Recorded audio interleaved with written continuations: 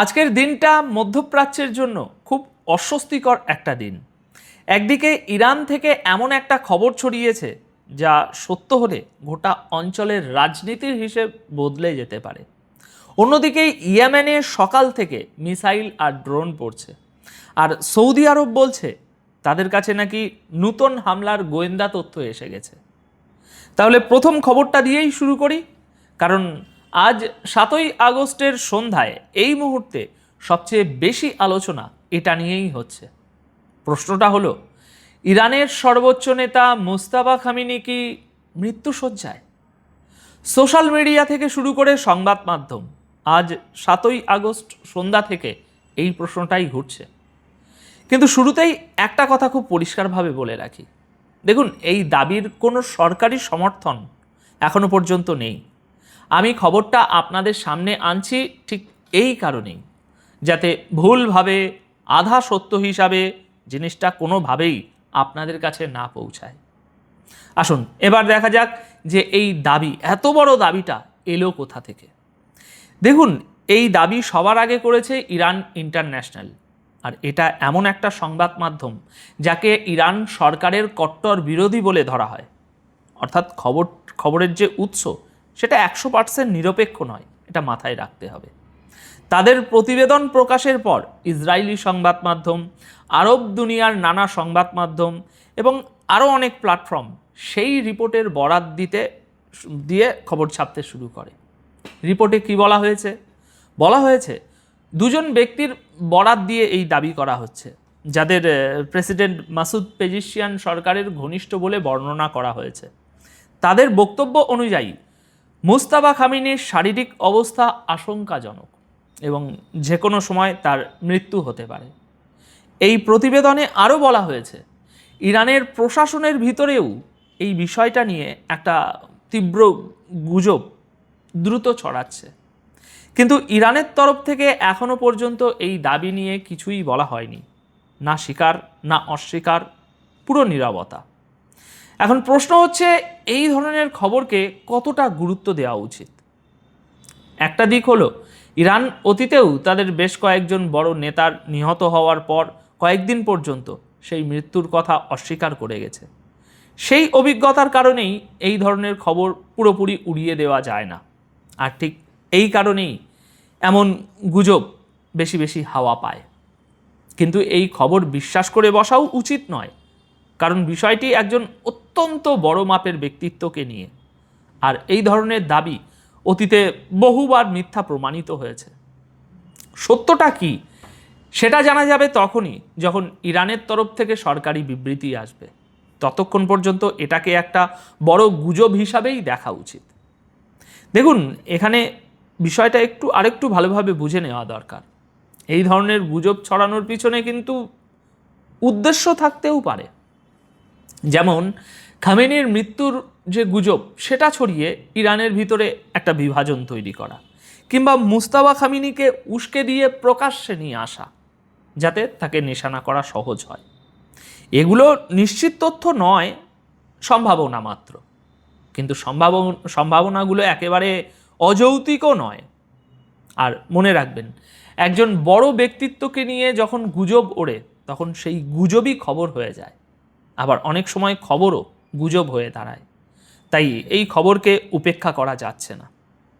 আজ 7ই আগস্ট দুনিয়ার বড় বড় সংবাদ মাধ্যম ইরান ইন্টারন্যাশনালের এই রিপোর্টটাকেই ভিত্তি বানিয়ে নিজেদের পাতা সাজাচ্ছে।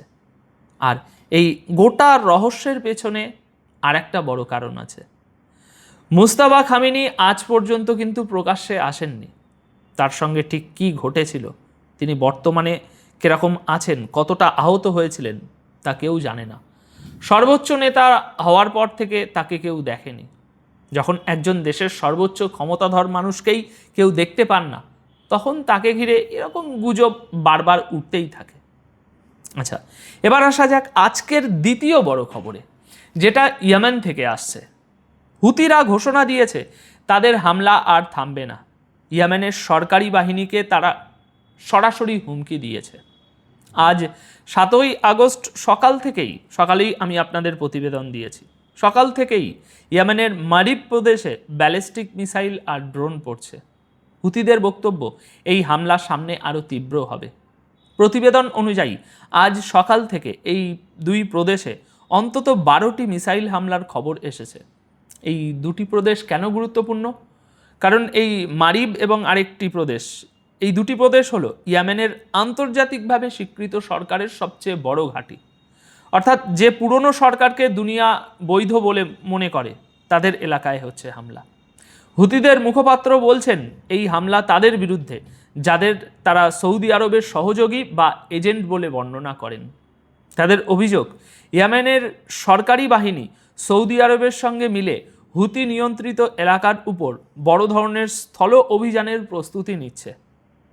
মানে হুতিরা বলতে চাইছে সেই স্থল অভিযান ঠেকাতেই তারা আগেভাগে হামলা চালাচ্ছে।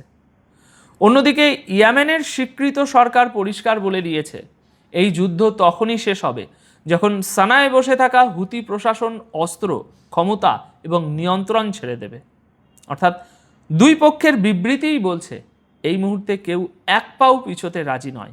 আর সেই কারণেই ইয়েমেনের এই যুদ্ধ সামনের দিনগুলোতে আরও ভয়ঙ্কর হয়ে উঠতে পারে। কিন্তু এখানেই বিষয়টা শেষ হচ্ছে না দর্শক বন্ধুরা।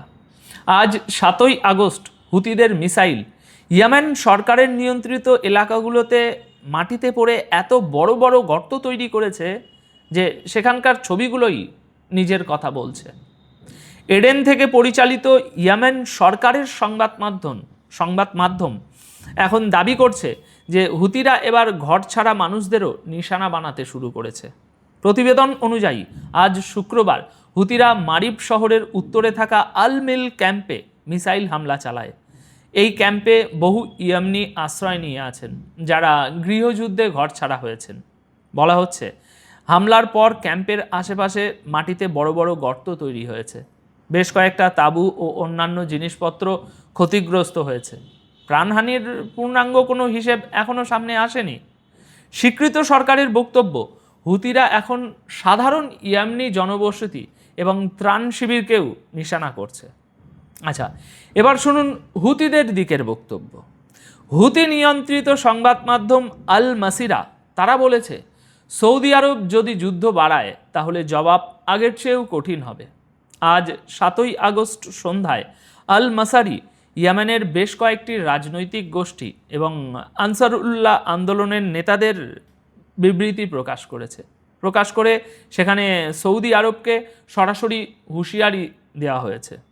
প্রতিবেদন অনুযায়ী ইয়েমেনের একাধিক রাজনৈতিক গোষ্ঠী হুতিদের সাম্প্রতিক সামরিক অভিযানের খোলাখুলি সমর্থন করেছে। তারা বলেছে সৌদি আরব যদি ইয়েমেনের ভিতরে নতুন কোনো সামরিক অভিযান চালায় তার জবাব অবশ্যই দেয়া হবে। এখন এই গোষ্ঠীগুলোর যুক্তি কি?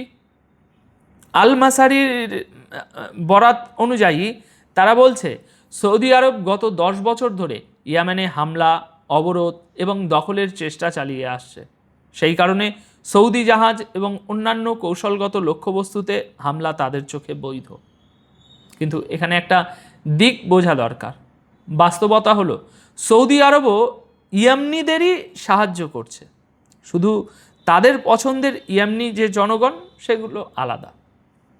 প্রতিবেদনে আরও বলা হয়েছে সমুদ্রপথে হুতিদের অবরোধ ততদিন চলবে যতদিন না সৌদি আরব ইয়েমেনের উপর অবরোধ তুলে নেয় এবং এমন শান্তি আলোচনা শুরু হয় যেখানে ইয়েমেনের স্বাধীন সিদ্ধান্ত নেওয়ার অধিকার সম্মান করা হবে। মানে সহজ কথায় হুতিরা চাইছে তাদের একটা সরকার এবং একটা শক্তি হিসাবে তাদের স্বীকৃতি দেওয়া হোক। এর সঙ্গে আনসার উল্লাহর রাজনৈতিক নেতা মোহাম্মদ আল ফারহা আরও বড় দাবি করেছেন। তিনি বলেছেন ইয়েমেনে কোনো গৃহযুদ্ধ চলছে না, এই যুদ্ধ আসলে সৌদি আরব এবং তার সহযোগীদের বিরুদ্ধে। আল ফারহা অভিযোগ করেছেন সৌদি আরব ইয়েমেনের ভিতরে বিভিন্ন দেশের লোকজন, বিদেশি নিরাপত্তা সংস্থা এবং পাকিস্তানি, ব্রিটিশ এবং মার্কিন প্রশিক্ষকদের সাহায্যে নূতন সামরিক প্রস্তুতি নিচ্ছে।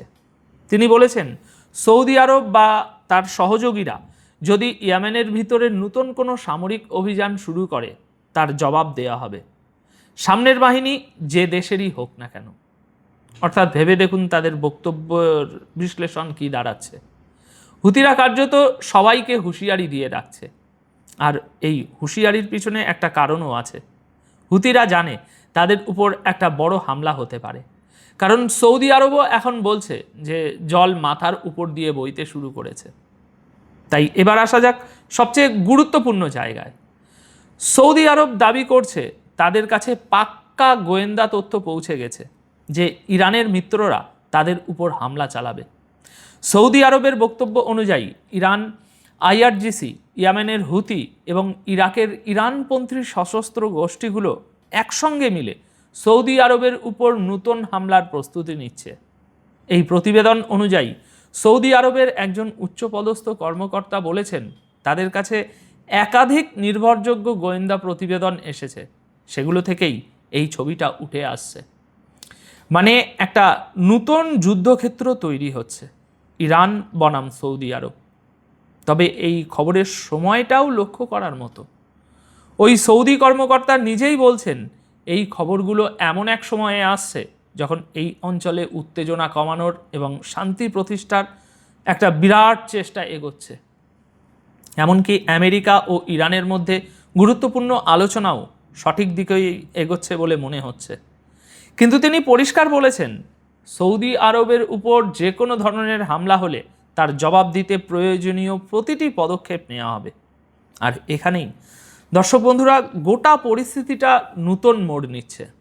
কারণ আপনি ভাবুন, একদিকে আলোচনা আর শান্তির চেষ্টা চলছে, অন্যদিকে সৌদি আরবের দাবি অনুযায়ী পর্দার পিছনে যুদ্ধের নতুন প্রস্তুতিও চলছে। তাহলে এখন সামনে কি হতে পারে? দেখুন, পরিস্থিতি এভাবে চলতে থাকলে ইয়েমেনের যুদ্ধ শুধু ইয়েমেনের ভিতরে সীমাবদ্ধ থাকবে না, সেটা সরাসরি সৌদি আরবের মাটিতে গিয়ে পৌঁছাতে পারে। আবার উল্টো সম্ভাবনাও রয়েছে। আমেরিকা ও ইরানের আলোচনা যদি সত্যি এগোয়, তাহলে এই হুমকি পাল্টা হুমকি চাপ তৈরির কৌশল হিসাবেও থেকে যেতে পারে। তবে এখনই নিশ্চিতভাবে কিছুই বলা কঠিন, কারণ অনেক কিছুই এখনও অনিশ্চিত। মুস্তাফা খামিনিকে নিয়ে ছড়ানো দাবি সত্য কিনা তা আমরা জানি না। সৌদি আরবের হাতে আসা এই গোয়েন্দা তথ্য কতটা পাকা তাও আমাদের সামনে নেই। ইয়েমেনে হতাহতের পূর্ণ হিসেবেও এখনও অজানা। ধন্যবাদ। ভালো থাকবেন, সুস্থ থাকবেন।